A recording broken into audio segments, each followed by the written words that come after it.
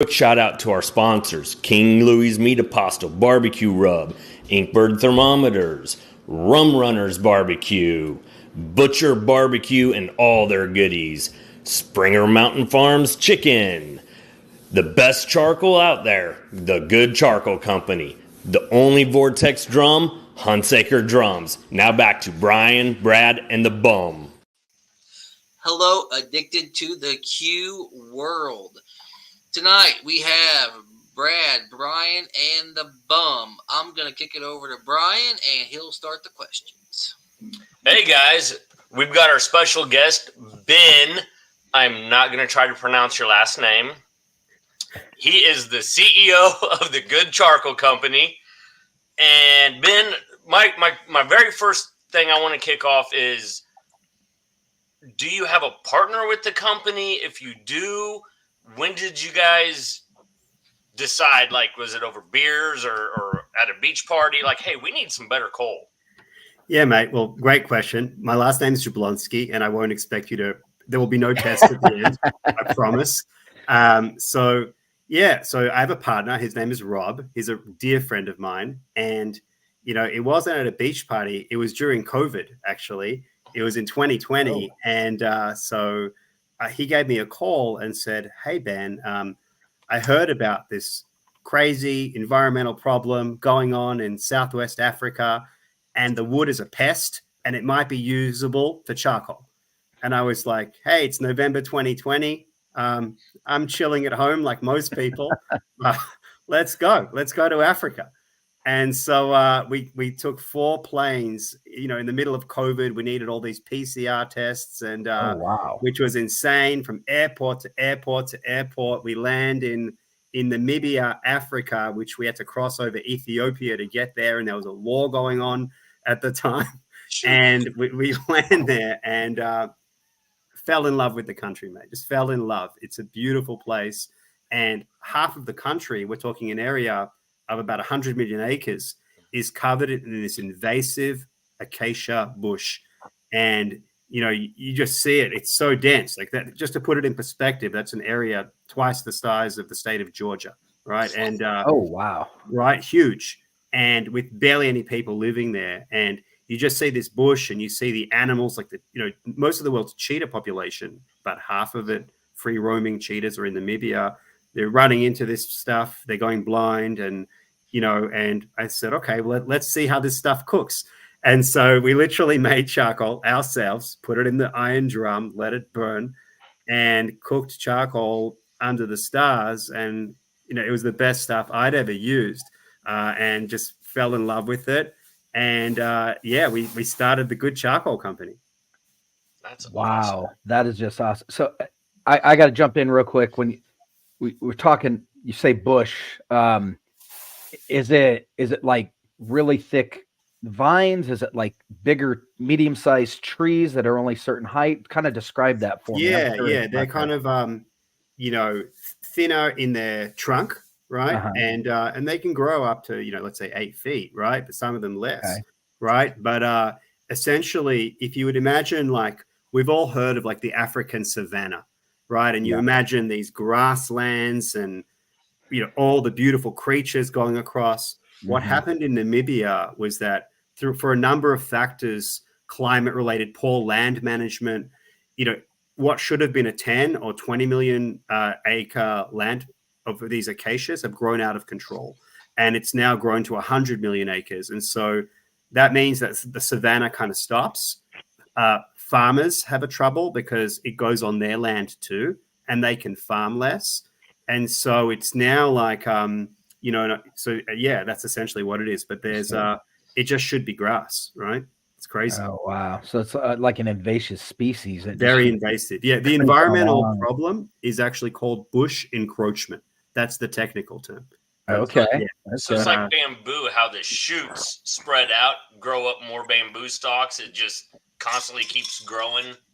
Yeah, exactly. Okay. And what's really interesting is bamboo is a really hard wood. It's probably one of the hardest woods, on earth, right? And acacia is a few notches down on that scale. And the fact that it's so hard and dense is why it burns so hot. So I can imagine harvesting this just to get what you need to create the charcoal is difficult in itself because it is so dense to cut and harvest. Is that correct? Yeah, and it's funny. It's like a real win-win because you've got a lot of we actually work with environmental agencies, and we sort of say they have a plan of like, otherwise we'd just be randomly doing it, you know. So it's good to have some plan. And, so they're like, you can cut here, and oftentimes we're working with farmers, and we're certified by the Forest Stewardship Council, so that's really important. So we do everything in the right way. So the farmers are also certified. So they're like, all right, cool. We're going to cut here, usually around the edges. That kind of then creates extra farmland for them. And at every chain, we make sure we're doing things in the right way. Like, you know, between treating people right. I think this year's production, it was almost 1,000 people in Africa. Wow. To get this going. And so in perspective, like the average person, you know, that we employed is feeding 5 people, right? So we were feeding, thanks to everyone that has supported the Good Charcoal, we fed breakfast, lunch, and dinner to 5,000 people, you know, Wow. which is That's something good. really great. Like Namibia has, you know, 20% unemployment, right? So it's really awesome. And we're really proud of that. It's just a cool thing that we don't talk about enough. So Yeah. when Rob came to you with this idea, had he already gone down there with the chainsaw and, you know, taken care of it, or how did you guys hear about this? Yeah, so he actually heard about it through a dear friend of his. So it's just funny how this stuff works. Like as the company has grown, like, and he didn't take a chainsaw on a plane, I promise. Like the TSA, you know, would be even the Namibian TSA would be, you know, it's a pretty global, you know, chainsaw on plane, don't do it, you know, like so he but he's like, hey Ben, we've got to check this out because, you know, it's hard to start a company, right? Like, and to build it, like, and you've got to really feel a calling. And Rob also grew up in England. You know, I'm from Australia and Rob's English, and he grew up like with his dad, you know, grilling every Sunday. And he always says that his dad needed to wear goggles because of all the smoke, you know? And so, so he really wanted to have a cleaner burning product, and is very passionate about it. And it's something we talked about. And, but we also thought, you know what, worst case, this is going to be a crazy story and vacation. And best case, like we feel the calling and we want to do it. And we decided on that trip, yeah, we're going to do it. Nice. That's just so I have like I gold just rush say, people when they dig for gold. Do you guys have to come back and rebuild the land, like put grass down or like make it back to normal without the trees? So it's a great question. What's really interesting is that when you take out those bushes, the grass really starts growing back on its own. Oh. Right? Because you've essentially taken out like and there's a lot of metrics, right? Like you've got the grassland, first of all, can be farmed, right? So all of a sudden you've got farmers that can grow their own food again in a place where food is sometimes scarce, right? And if you're interested on the environmental side, like the grass is a better source of carbon capture than the trees were, than those bushes were. So it's really like, it's a win-win. And I often believe like business can be a great source of solutions for a lot of the environmental problems out there, you know, and when everyone is just working in a win-win way. And so this just happens to be one of them. And, you know, we just are just proud of doing that. So I will say, this is kind of a little bit of a backstory. Whenever I put it on the Facebook to say, hey, could somebody from the Good Charcoal call me or message me? I did not realize it was going to be Robert himself. And it said, here is my cell phone. Give me a call. Very few companies can you have one of the owners and have his personal cell phone number. Yeah, you know, that's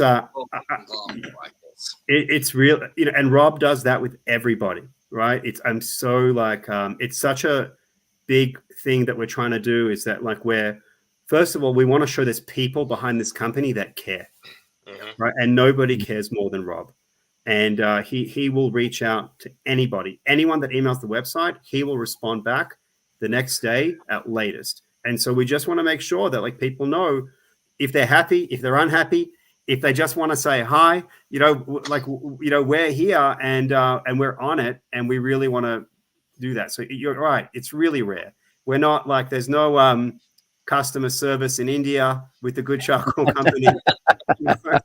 And it's everyone is here. Everyone is, we all just get a notification on our email and we reply.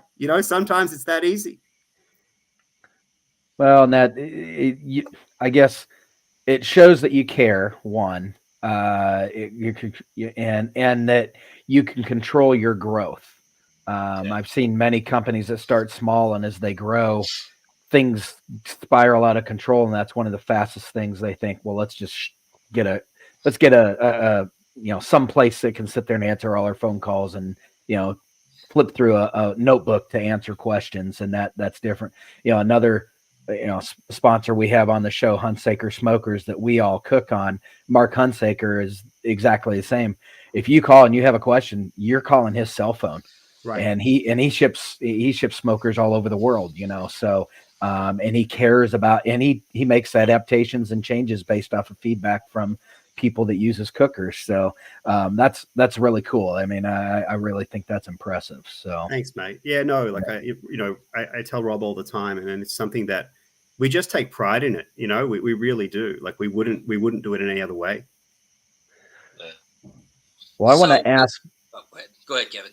Well, just kind of back to the beginning here.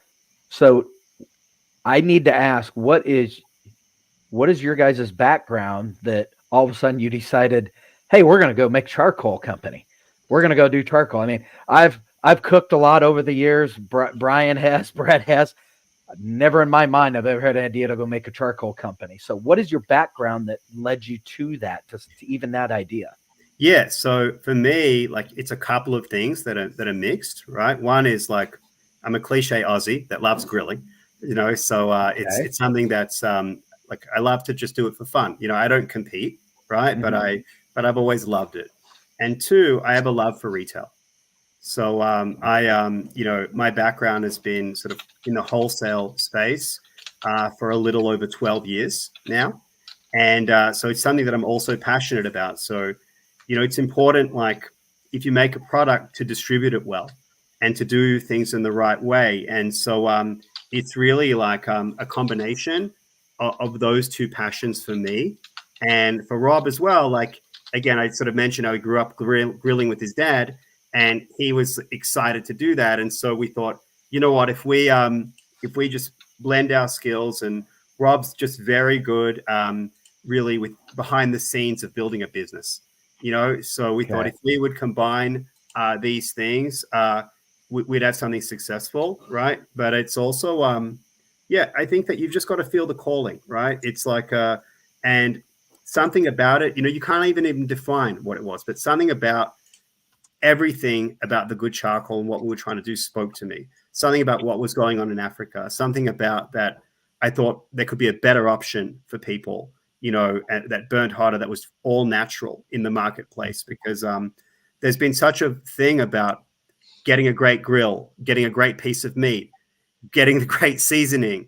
And while in the community of, let's say, SCA, in the competitive community, there's a real care about the quality of charcoal that is used. I think as we go beyond that, the general public still doesn't have that sense of awareness. And I think there's an opportunity, and I think your show is amazing because it's communicating that, in that the average person should know there's something better out there and they can use it. Oh, thank you. Yes. So when did you decide to switch? Well, you didn't switch from lumps to briquettes. You added the briquettes. And how long had that been in the works? Yeah, so it was always in the works, and I've got a bag of our briquettes here. Awesome. Super briquettes. And, it's funny. I'd love to chat maybe a little bit about the charcoal production process. Yeah, please do. Because we spent a lot of time, thinking about that and doing that. Yep. When you're making lump, right, you essentially, we get our bush, right? We bring the bush, it's burnt, we bring it to the facility. and then we put it down on a conveyor belt, right? And because we're filtering for size and things like that. And so so oftentimes what falls on the floor during that production process becomes the material for your briquettes. Okay. Right. So that's this. It falls on the floor because we're not going to a furniture mill and getting whatever. Like we're using the bush, right? And whatever's left over is used for briquettes. And so we said, okay, it was always part of the plan, right? We started with lump because it was easier to enter the market with lump, right? But it was always something we thought we would do. And our briquettes have 3 ingredients. It's that charcoal that falls on the floor, right? It gets compressed, and we just add water and a cornstarch to bind it, right? Because briquettes need a binding agent, and the cornstarch, really? Natural. Yeah, fully natural. So it's not. Do not confuse it with corn syrup. Right? Nope. so there's no corn syrup, no MSG, but but it's just the cornstarch that's just maize, natural to bind with water and that charcoal, and that's why the briquettes are so good because they've got such a high carbon content because it's that premium hardwood just mixed with those 2 other ingredients, and so always part of the plan. We've just launched it this year, and we've launched at Lowe's in 250 Lowe's, also selected Tractor Supplies and a bunch of others, and we're proud of that. Yeah, nice. That's fantastic. I love that. I didn't realize that with the production because it seems like a lot of companies start first with the briquettes because in the States that's what everybody. I mean, that's what I grew up. Yeah, look for a briquette. I didn't know anything about any lump, and now I use lump 90% of the time when I cook because of how I cook. But there are times when you're like, man, you know what? A good briquette will just work well. And I don't like defaulting back to what I grew up with just because I know how it's put together now. And that's not what I'm looking for. So that's really cool. That's, and I like the cornstarch. Yeah. You're still keeping it all natural. Doesn't sound like I'm going to find any nails or, pieces of metal or stuff like that I found in some other bags out there. Look, there is still like 1 out of a 20,000 bags. Someone might drop something in the production line, but it's definitely, but it's definitely not. No, it's more rare. It's more rare. There's been some of them I've been able to line my driveway, I think, with the amount of rocks I got. Oh my God. Also you talk about, 90% of the U.S. I mean, Weber Kettle is one of the most common grills out there, and briquettes, that's what everybody uses. Totally. Yeah. That's what I had growing up, like we, my family actually came from Russia and Poland to Australia. And so I would have like these Russian meats over briquettes, and I didn't know if the ash was the charcoal or the cigarette ash. My relatives like dumping that cigarette into the box, So, I recall growing up watching Dad and some other people with the cigarette, and the ash is out this far, and you're just like, "Okay, is that supposed to fall on the chicken, am I eating? Or is it not?" Not the chicken. Yeah. It's cooking it from both sides. I promise you, we're not introducing cigarette flavor in our pipeline in the next year or 2. I swear. Should we let Rob know that before we went live, you mentioned that you stole that bag you just showed us? Totally. I said I stole a bag when I was 5 years old. No, this one was bought on Lowe's.com, and I have the receipt, and But look, the good news, charcoal bags are hard to steal. You've got to be really committed. If you're carrying 15 pounds out the store, you've got to be incredibly committed and put it under your shirt. And Brian, you do not have enough room underneath that shirt, Brian. 27.5 pound one from Sam's. You couldn't get that. No. The 27 pound one, like I know that the Final Four just finished, but like there's no excuse for saying I've been drinking that much beer during March Madness. Rob's actually listening. He just commented, "Can't believe you stole the bag." Well, that's his British humor, So, curious, is Rob on the out east with you, or is he in England? No, he's out. He's on the East Coast with me. We Okay. actually live about 20 minutes walk from each other. Oh, okay. wow. So yeah, we're Cool. very close, and he's an amazing guy, really amazing guy. Were you Good. guys frenemies growing up, or did you meet like in barbecue? No, we actually met. It's interesting. Like we actually met on a nonprofit board. Interestingly enough, yeah, when we Okay. met because we both. I came from Australia to New York, and we met on a nonprofit board. Interestingly enough, it was trying to build football fields in the Middle East for kids that were victims of war, and so. It's a great question because it kind of opens up like why we do the feeding people in need, because really Rob and I met through helping people. And so really what was interesting is when we started the company, we were like, we've got to find a way to help people through this company.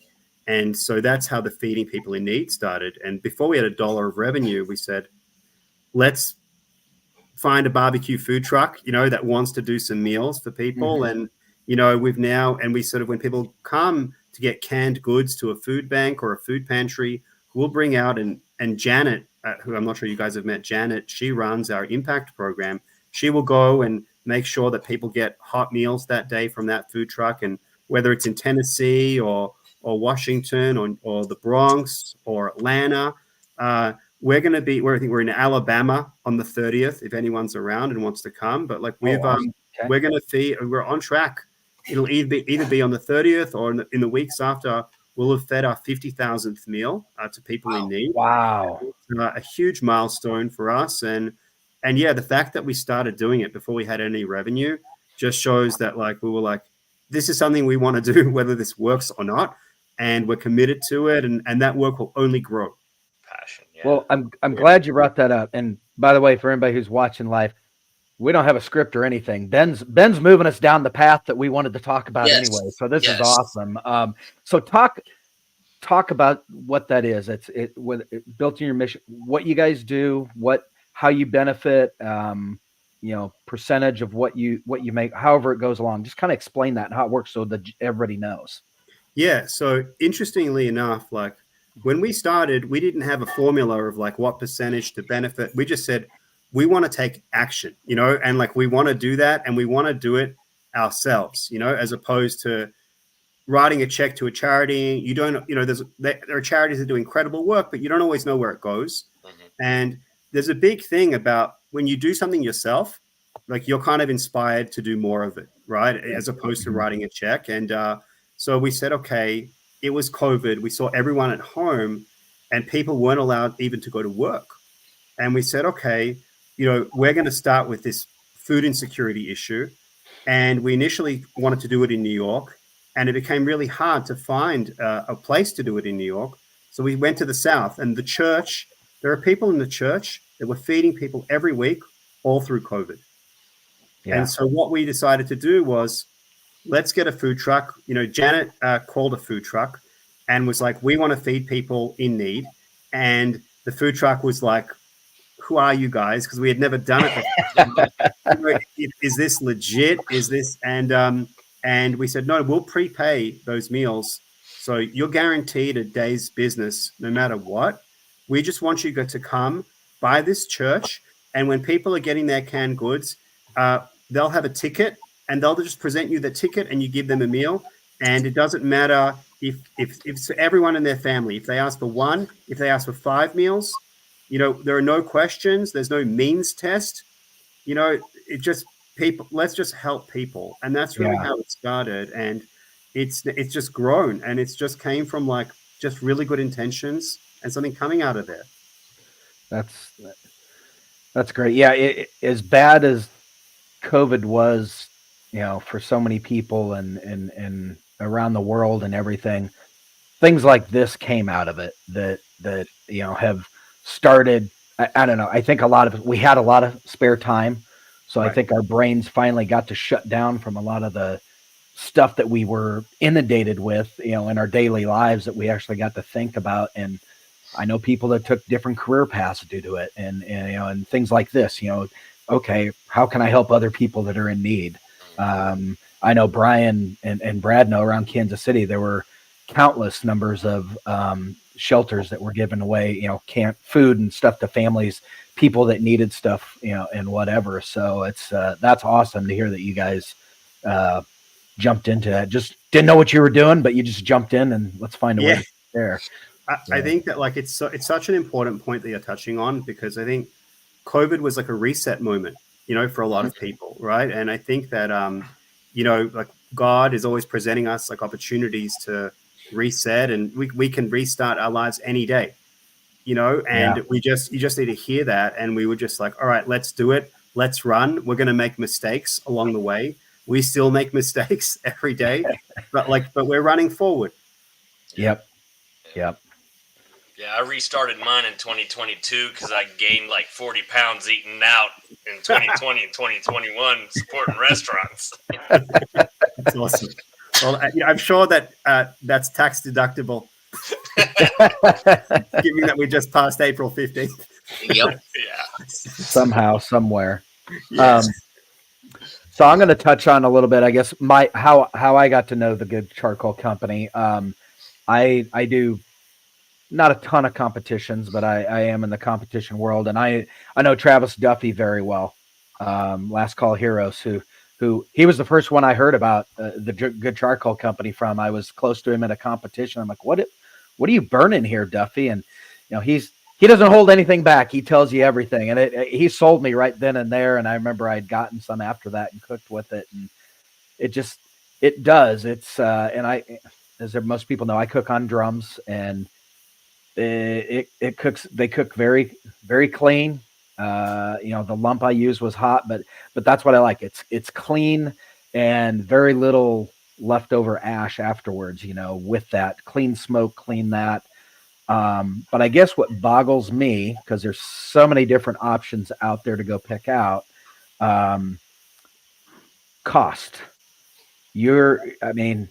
I don't want you to double your cost, but I almost think you could, due to the quality of what you have compared to some of the other things that I've seen out there. How, considering where you have to get, we live in Missouri here, the three of us, where the vast majority of charcoal is made in the United States. A lot of it is made here. But yet you are harvesting something from another country that's not exactly close. It's not an easy process. So without going into all the financials, how do you keep your costs so affordable for the quality that you have? It's a really great question, and it goes back to the philosophy of what we were trying to build. So you're right, we could have it be much more expensive, but there's a lot of stuff that you see in the media that I can't afford to be healthy. I can't afford to do things in the right way. And, we decided we want to make this accessible for everybody, right? And so that was a really conscious decision at the beginning. How that affects the financials is that you need to sell a lot more bags to break even. Yeah. Volume versus margin. Yeah. So that's, and we're on track to do that, which is exciting, but it was a conscious choice. So we said, okay, we're going down this road of accessibility, that if you want to have the best, you can have it, and it's not going to be crazy in terms of the price. So yeah, that's how we went to it. And yeah, did that give us a lot of headaches? Would have been easier, to go the other way. Yes. But but we believe in what we're trying to do. Yeah.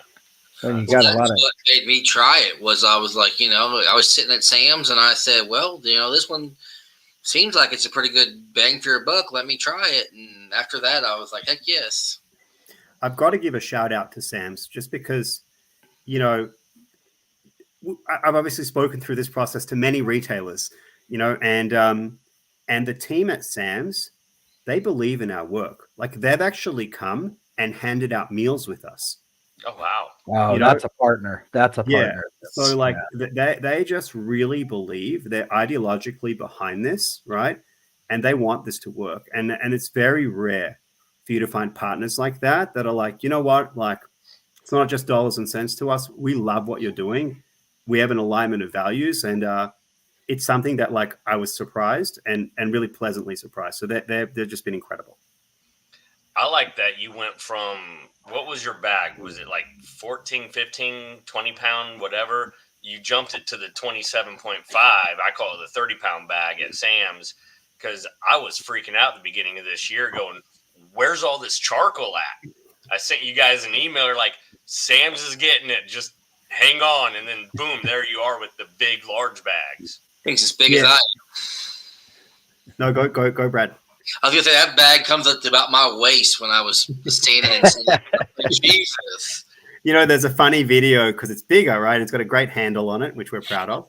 You know, and there's a funny video on our Instagram with like a 5-year-old like trying to like put the bag in the cart, and it's and yeah, so yes, that's a funny video. I know exactly what you're talking about. Yeah. So we're proud of it, and you won't have to wait again next season. It's the everyday item now, which is really exciting, and so it's available. It's there every day now, and we're so excited about it. Yeah. So, sorry, Brad. I know I said I was going to be a little quieter tonight, but you know me, I can't shut up. So something I want to touch on that I'm curious on quality control as you're going through. You talked about the process in there, because one of the things, and I know this is on the competition side, a lot of us are more conscious of, but it's still the everyday cook as they learn how whatever cooker they're on, it's all about airflow with the quality charcoal you're using. So obviously what we refer to as, you know, the fines and the dust is not a good thing when it comes to charcoal.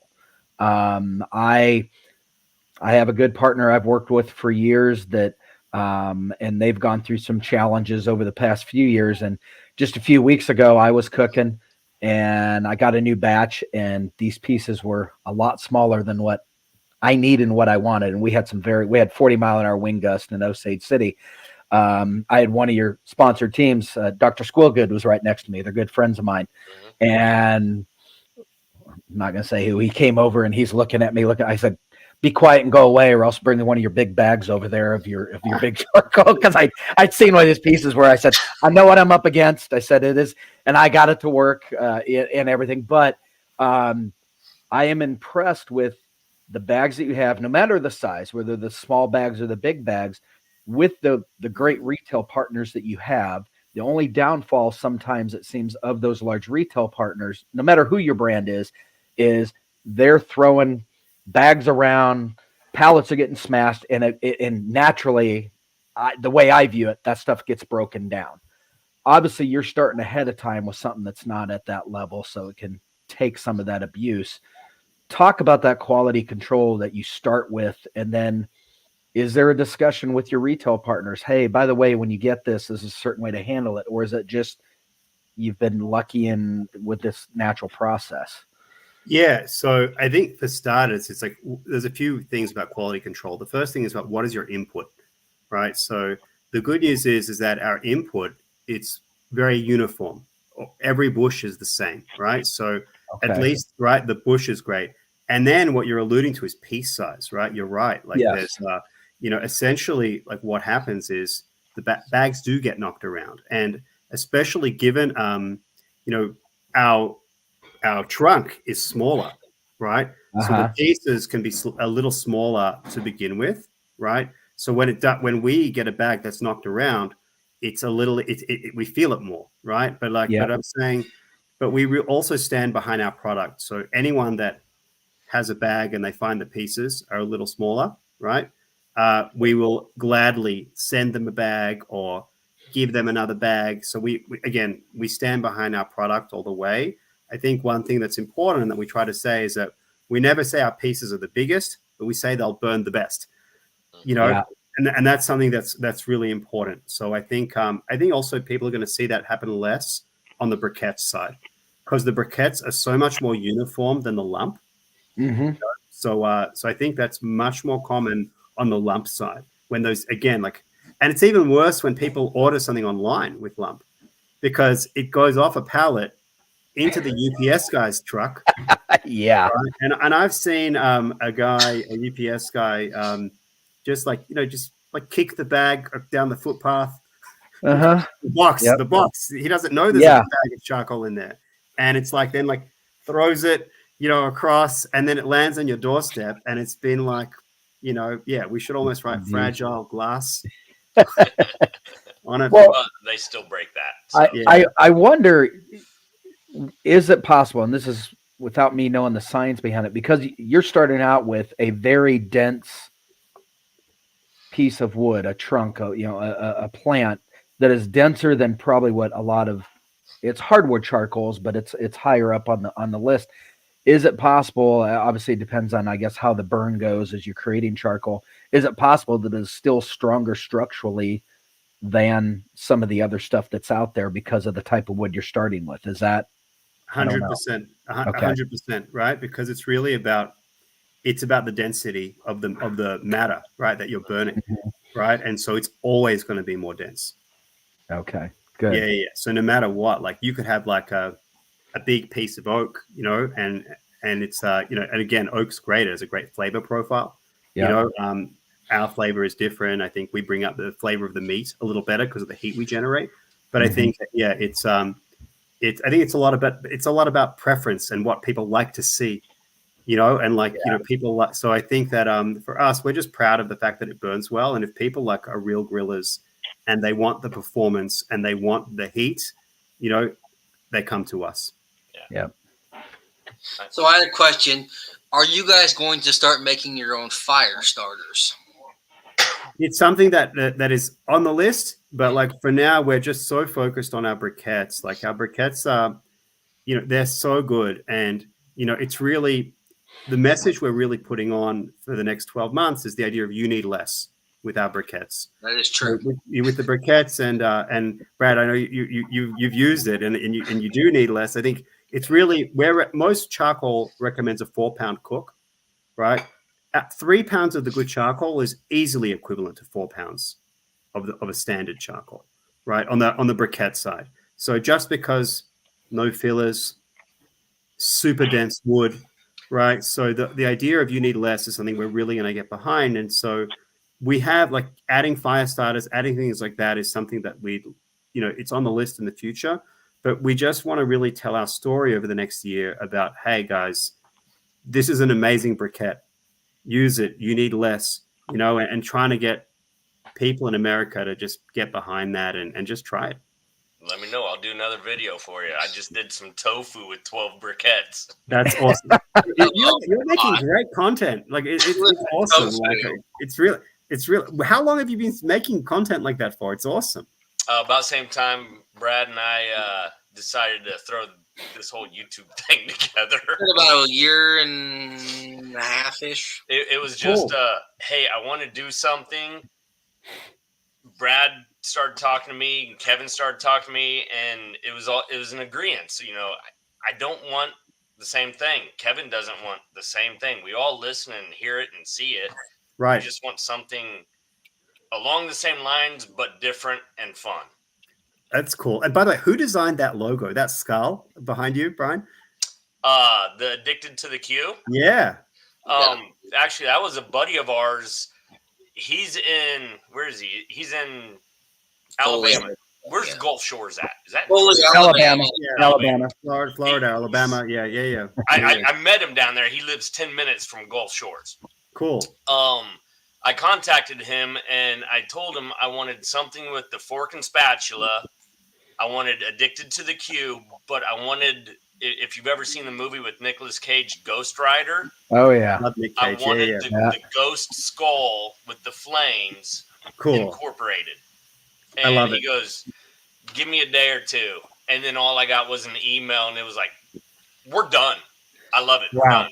Great. Now you're going to have Marvel come after your Addicted to the Q logo. Way to go.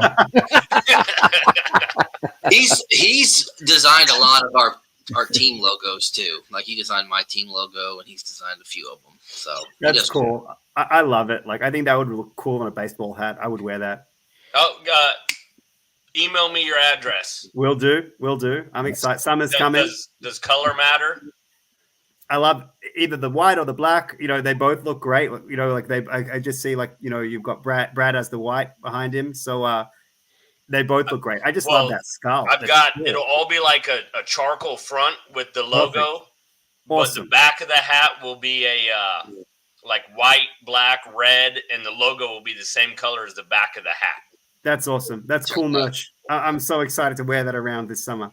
Yeah. So yeah, I'll send you two, one for you and Rob. Amazing. Thank you. That's Ben, so cool. do you guys get out much? I mean, obviously we talked earlier before we came on. The comp world's a small piece of really what anything's about. I mean, it's but it's fun. You obviously have the charitable stuff that, you know, giving back, trying to help various communities around. Do you and Rob get out much around the country to different events, whether it's, you know, the charitable, that type of stuff, or possible competitions and stuff? Do you travel much to do any of that? We're traveling all the time. So, you know, Rob was recently in California, just launching our product out at Lowe's and just talking to people in the stores. You know, we love being at places like Memphis in May, and the big competitions are awesome. You know, and you know, it's just like you said, it's such a great community, and it's something like this summer I want to do more of, to go to more events. But it's just something, like you said, you talked about the story with Travis Duffy, right? Like he came up and he just shared what he was doing, and it's just like it's such a giving community. Everyone wants to help each other. Everyone's like, hey, this is what I did. This is how I got this tasting this way, and it's just, it's great. But yeah, I'd love to go personally to a little more cook-offs this summer. It's just, there's nothing like it. And the best part is when you sample, like the stuff gets submitted. You're like, can I ask you that? And like everyone is like down to share, and it's awesome. Yeah. Well, I mean, you're always welcome to the Midwest. Anything where we're at. The American Royal is in our backyard. The world's largest barbecue. So I don't know if you've been able to make it to that, but on my list this year, you're welcome to that. And hopefully, I haven't talked with the guys. I do a party there Friday night with two other teams, Smoking Elvis's, and yes, they do put on the Elvis jumpsuits at the end of the night. Cool. And there's a barbecue team and Irwin's Pit Crew. We call it the barbecue compound. I think last year we had 300 people at our party. Wow. So, hopefully, you definitely would be welcome to come to that. It's a good time. I'd love to come. I'll bring some beer and some charcoal. Yeah. If you guys do a booth or anything, I can help out until Saturday night. Devin needs me on prime time for Sunday turn-ins. I need somebody to make the 30-minute walk. That's. I would love that. I would love that. That would be awesome. That's very generous. Well, and then I guess my next extension of that question of travel and getting involved to get the word out and help with the mission and all. Obviously, with you guys as international connections from where you're originally from, is the Good Charcoal, and this is my bad, I didn't look this up, so I apologize, but are you guys international, or are you just in the States and you're looking to grow that? Talk about that. Yeah, like we've had a lot of interest from overseas and Europe and places like that, but we're really deciding to keep our focus here for the time being. Okay. You know, I think oftentimes like companies can grow and be spread too thin, you know, and like and really like we're proud of the fact that Rob answers every email, you know, from a customer. We want to keep that. And like, we're really just decided, let's focus in the States. Let's do it right. Let's just get our story out. And for the time being, we're just proud. And, you know, one thing that's really interesting on the international side is that the US government loved so much what we're doing in Africa that USAID actually supported us and gave us a grant for our work. Oh, so, that's awesome. Yeah. So we're just so proud to be like, flying the American flag in a positive way in Africa. And again, like I've got an Australian accent, but I love this country. You know, I've been here since late 2006 and it's home. And I just feel very lucky to be in America. Yeah. Well, and I know it's a different accent, but you're getting me warmed up. In a week and a half, or 2 weeks, I leave to go to the UK for work. I go over there 3 times a year for work. So I'm getting used to the accent again. You know, I'll be there for a week. And sometimes in these meetings, I have to, especially some of the guys from Scotland and stuff, I have to really focus on what their accents, what they're saying. Yeah. The Scottish will get you. They'll sneak something in that meeting and they're like, it's not your head. You don't know what you just agreed believe me, to. I'm deaf in this ear anyway. So 9 times out of 10, I'm like, yep, sure. That's funny. That's really funny. Send me the written notes after that, just to make sure. It's So, crazy, yeah. Seeing Snatch and movies like that, like a crazy. Yeah. do you guys have an R&D department in the company? So could you talk to them about something for me? yeah, of course, yeah. Oh, God. When I'm touching the briquettes, my hands get charcoaly. Oh Yep. boy. Okay. That's really funny. You know, that would be a great adventure. Look, I'm gonna You're messing with charcoal. Of course they're charcoaly. If I wish only you had a sponsor I that would wish I get could you have solved gloves, it, but Brian. I just got it. I just did it myself, mate. So, Yeah. so I think if only you know, I had gloves. Yeah. Yeah, that's part How of the many fun. gloves So- did I buy last year? Oh yeah, I got cases of them. So I think if we solve for that, I think we're taking a lot of the joy out of it, you know. Exactly. But I like that. You know? Bum. Robert said it'll be in London May 2nd to May 6th. Grab a warm beer together. Robert? Yes. Oh. That might work out. I'll have to message him. So cool. My wife just handed me a towel to wipe my hands. Oh, there you go. So you know who the real boss Your is. wife, you must not have been married long. My wife would just look at me and just shake her head and walk away. So You know, that's funny. Actually, you know what? I've been married for 6 weeks. So congratulations. So, you know, I will enjoy these wet towels. You Congrats. still love each other. That's awesome. Yeah, you're still honeymoon phase. Oh, Exactly. hold So on. I'm still- Are those the towels? Well, what? Are those the towels? Are those just regular paper towels, or are those? Yeah, just a regular paper towel. Just a regular. Okay. I thought. Did you guys come out with a cleaning paper towel? Not yet. No. Okay. I think Okay. that was. I know who that was. Okay. Never mind. Yeah. No, I'm doing just a humble paper towel. Okay. They have a red bag. Yeah. Yeah. Anyways, no. So yeah. So Ben, what's next on the horizon, or what is the next step for for the Good Charcoal Company? Yeah. So what's next is just really rolling out the briquettes and telling our story. Right. We've got that's like a multi-year project for us. You know, we want to really do that. We're so excited about it. Just communicating to people that, hey, with our briquettes, you need less, right? That our briquettes have 3 ingredients in them. You know, like we just want to really tell that story to people and get them excited. And there are other products that we're looking at, you know, and this and that. But I think that we love the launch of the lump. It was awesome. We're now launching the briquettes, telling our story about that. And really that's it. You know, like we're just doing that, you know, what's new is that all our bags will have a handle on them next year, every bag, in addition to the lump. But really, we're laser focused on this briquette stuff and just making sure people know. I might do a little quick short for you guys, like 4 briquettes. List out like your 3 ingredients: the charcoal, the water, the cornstarch, not corn syrup, cornstarch. Yes. And then have it lit and just show them like the timeline, like I did on the 3 testing of the charcoals, but just yours. Show them the timeline of how long 4 briquettes even burn. Yeah, it's incredible. It's really incredible, and I think that if people just try it, you know, it'll be great. And I think from there, there's a lot of stuff. One thing that's also new that we're excited about is we actually just launched a partnership with Pat LaFrida.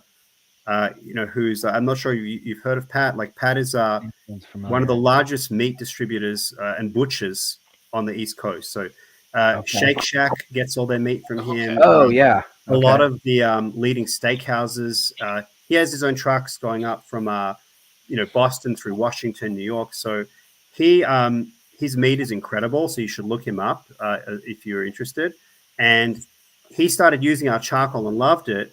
And we're actually going to start to have that charcoal go into restaurants and a lot of the great restaurants on the East Coast. And so we're going to start to spread beyond that. So that's something that we're really excited about too, is just, you know, it's such a good charcoal that like a lot of the best restaurants should be using it. And it's just a great way to get the word out there about what we're doing.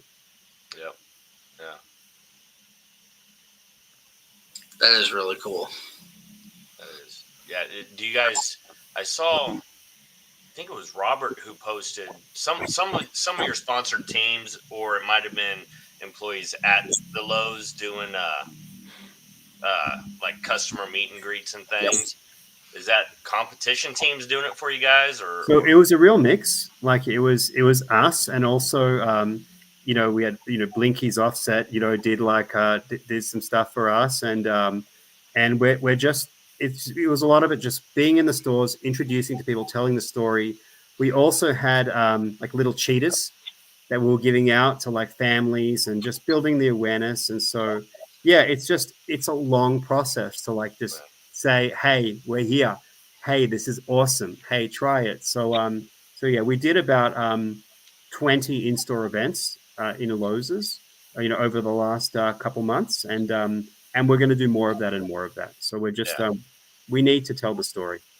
Yeah, definitely. Well, that day I was in Sam's, I had 3 or 4 people were like, "Hey, is that stuff any good?" And I was like, "Yeah, get you a bag and try it." That's so nice. That's awesome.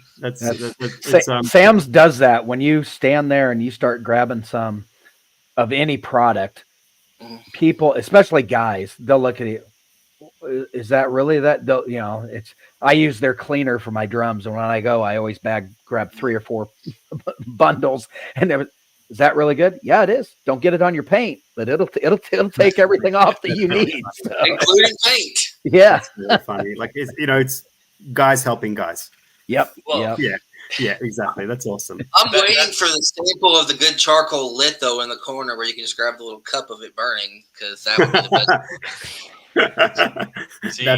We'll add that to the R&D team list. It is guys helping guys, unless you're me at Sam's and you only have 14 bags left on the pallet. And I'm like, yeah, nope, they're all on my cart. And you have That's that awesome. One guy going, they have any of that left? Nope. Where'd you find it? Can't tell you.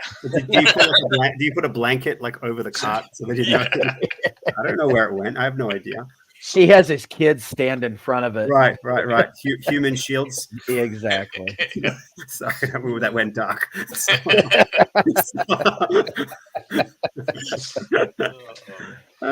So you said you were you're in the think tank on fire starters. Is there anything else?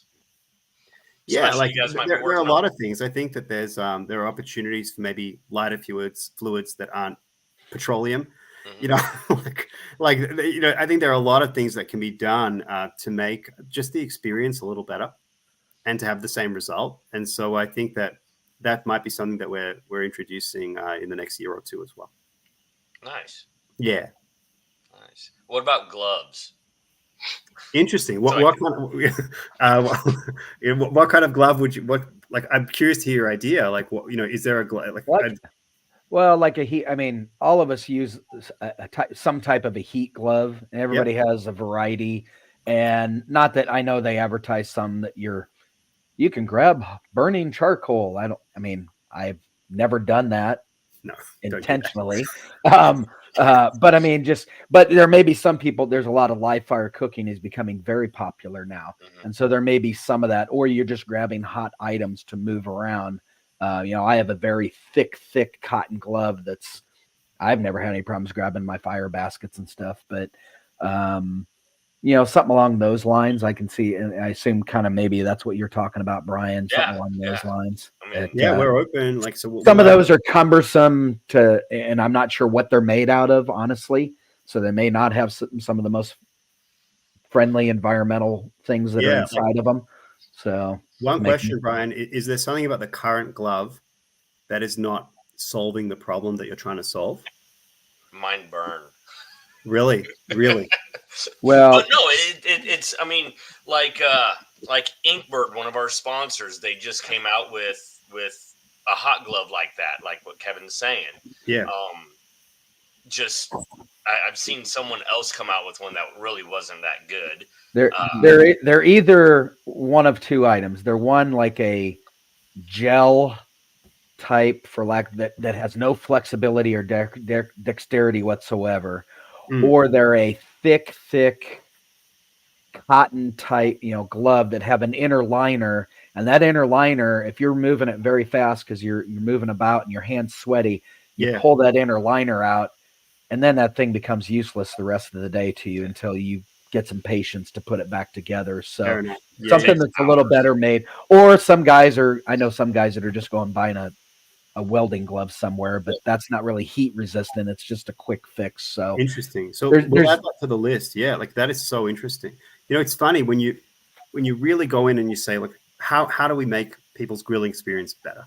You know, and I think, like, for one, like, we're at the beginning, like, 'cause we're still early in the life of our company. I think that really the initial focus is let's get people better fuel, right? Let's show people that you can have a better fuel than you're currently using, especially on the briquette side, and that you need less with it. And so I think that, like, we do want to stay focused, right? And say, well, first and foremost, we're a charcoal company, and we'll go and do that. And as we grow, there might be opportunities to solve other problems. But I think that the problem of having quality charcoal on the briquette side is so big, you know, that we really want to dedicate our resources, because, again, like, you make the product, you then have to really stand by it, test it, perfect it, you know, and so I think that we've hit that, I think, with our new briquette, and we just want to make sure that gets out there. And I think that, you know, if we do that well, like, we can focus on the next problem. But I think that's really food for thought on the gloves. Like, you know, that's a great idea, and it's something we'll start looking at. That's awesome. when you don't want to forget who you are and what you exactly. are. But if you, stumble across an idea that, you Right. know, goes along with it, that makes some sense, then, we'll add into that. And you, I mean, really I love listening to you and your thought process and how you guys go about doing stuff. You're very similar to, you know, Mark Hunsaker, who makes the Hunsaker drums. It's him and his son, and they don't just change something on there just to change it. They'll look at ideas. He'll listen to the people that own his products, and they throw ideas, and he'll test, and he'll do live videos. Hey, I'm trying this out. You guys said that we should try it, so we did this. What do you think of this? And he slowly will make adaptations to improve something. So Yeah. Everything that's is iterative, but, like, what we'll never do is, like, we'll never say, oh, that's a great idea, let's find a factory in China and put our logo on it, right? You know, and we would never do that, you know, and that's something that we see a lot of companies do in a number of industries, you know. Yeah. That's why That's I have my three dog gloves, just barked. He doesn't not like three it. He doesn't like pairs, that three either. gloves.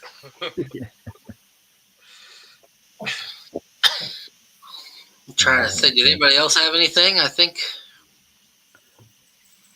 Unless Bum's got something. No, I can't think of anything. This has been exciting. This has been a great conversation with you, Ben. I appreciate you taking the time, especially is it 1 hour or 2 hour time difference than us? You're 1 hour, right? We're 1 hour, so it's around 10:30. So it's a great. For me, this was awesome. This is a great way to spend a Sunday night. I just wish we all had beers. So maybe we'll do that, in Kansas City. Yep. No, definitely come do that. It'll be our treat. We'd love to have you come out and visit for sure. Rob said he planned on the Royal this year, so come down with him. And awesome. Would love that. Kevin and I will be there every day. And I'll make it. And it'll be later in the year, so it'll be cooler, but it won't be 100 degrees like it has been the last few years, so that'll be good. That racetrack sucks at 100-degree weather. Oh wow! All right, well that's exciting for me too. I'll bring my big coat. You know, I grew up in Australia, so I get so cold. I don't think it'll be that cold. Yeah, it won't be that cold. You'll be all right. We'll take care of you. So right, a few beers warms me up. So that's right. Yeah. Awesome, guys. This was great. Well, thank you for coming on. Thank you, Ben. Thank you for your support of the show and everything else. We're proud of what you guys do. It's awesome. Yeah, we'll email you guys, get your address. I'll get those hats sent out to you. Oh, incredible! So, thank you. Yes. It'll be all right. All right, guys. Well, thank you, guys. Have a good night. Appreciate it. Take care. All right.